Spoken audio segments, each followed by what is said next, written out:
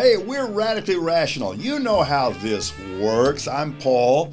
This is Anthony. And one of the things that Radically Rational is about is we love it when people do what they want to do and pursue their dreams, because not only is that emotionally nurturing, I would say that it's rational. It's the rational thing to do, to pursue all these things that you've always wanted to do. They tell their story, it's interesting, and then we continue on with their story. And you're right, it's the thing to do. We have an example. This is quite an interesting person. She is newly an attorney. She's not only an attorney, but she is a Dallas attorney.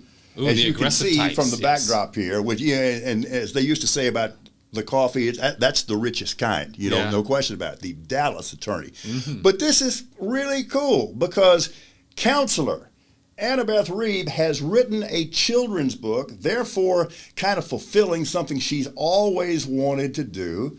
Annabeth, that's just way cool. Thank you. Okay, so got to ask you about the motivation, and I know that your BA was in English, so obviously you had always an interest in the written word and in writing expression. But what got you over the hump to actually do this? It actually was a true just kind of work of love. I was at my aunt and uncle's house, or their farm, in Lockhart, Texas, and was just kind of passing time. And I was in college, and so at that time, I passed time doing what I loved, and that was writing. So I just wrote this story, and I read it to some of my little nieces and nephews, and they loved it, and it kind of just came to life maybe 4 or 5 years later. I love the fact you did it, but I really love the genre you chose. Why a children's book? That's a good question. I don't think I had really thought about writing a children's book. I didn't wake up one day and think I'm going to write a children's book. I think it's just, there's something so light and fun about writing a children's story and, using rhymes and still using, your literary knowledge, but just in something so joyful and innocent. And so I think that's truly why it was just something fun that I was doing one day, and was just like, hey, this could make someone smile. Some Aggie parents might like it, and that kind of brought it to life. Okay, you mentioned some Aggie parents might like it. It has a very original title. What's the title for us all? It's Howdys Adventures in Aggieland. Okay, now that said, you don't want to give away the complete story for us right now, but what's kind of the cliff notes for it? Cliff notes for it is there's a friendly golden retriever named Howdy.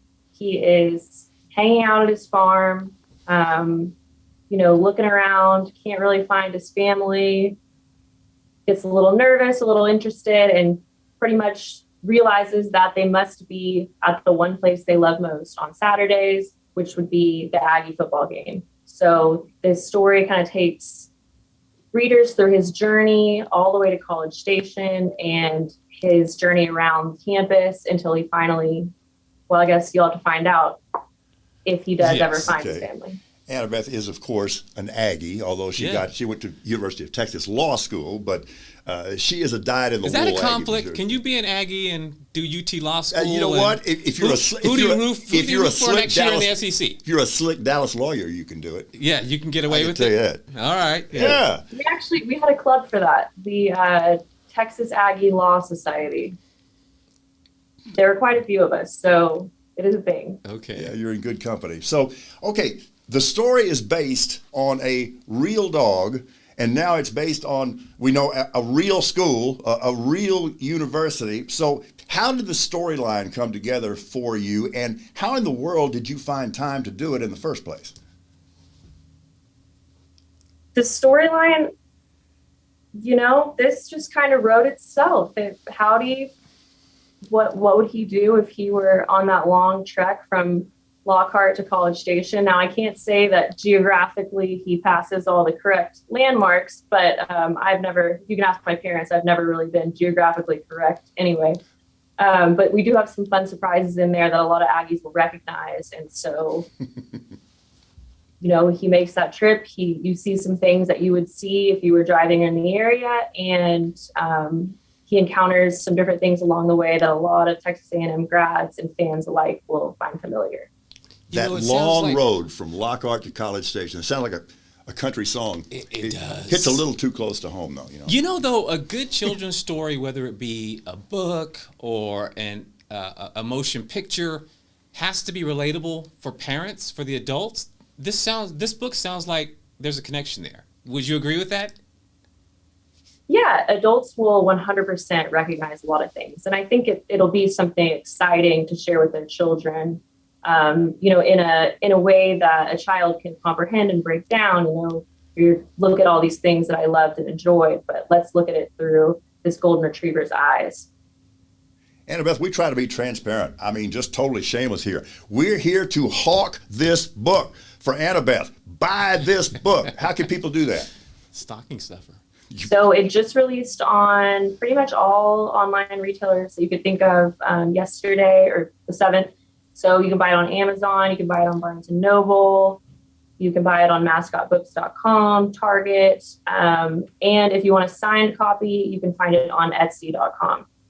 Okay, here's a really critical question. Now that you've done it once, do you want to write some more books? I've had a lot of UT grads ask me that exact question. They say, all right, now we're ready for Bevo's trip. We will see.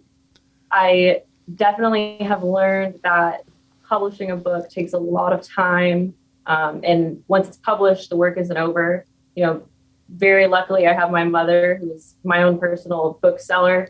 So she's great. Because of her, maybe we might see some other colleges come along. It just kind of depends on where the story comes from and if it pops into my head and if all the timing works out.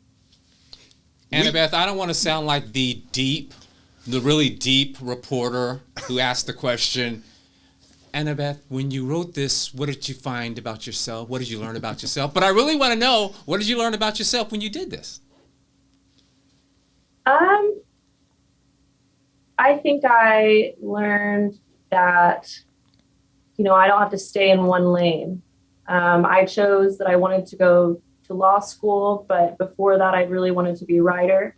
And some people might think that, lawyers can't find time to do other stuff, or vice versa, or writers maybe can't be, the right lawyer type. But I think you can do everything as long as you make time for it, and kind of set your priorities. And so I think I definitely learned that I can still be a writer and also still, keep on track on my law career. The name of the book, and it's a really good one. It'll make you feel good. Howdys Adventures in Aggieland. And it is written by counselor Annabeth Reeb. And again, so much respect for double tracking both of these things and for finishing. I mean, how many people say, I'm going to write a book, and either they never get around to it, or they get halfway through it and it ends up being a fish wrapper or something like that. You've always been a finisher. All the best to you, and the best with this book. And we will be looking for the sequel. All right. Thank you so much for having me. Absolutely. Annabeth, thank you. Pretty cool, huh? I know. Yeah. And what a backdrop when she goes to work, huh? It says it all. You know, she put that education to good use. It could be worse than that. Yeah. Howdys Adventures in Aggieland. It makes a great Christmas gift. Great Christmas stuffer. And the thing is, we're always going to level with you. Buy that book because Annabeth needs the support. And visit radicallyrational.com. It's a good read. I can tell you that. I haven't read it, but I know it's a good read.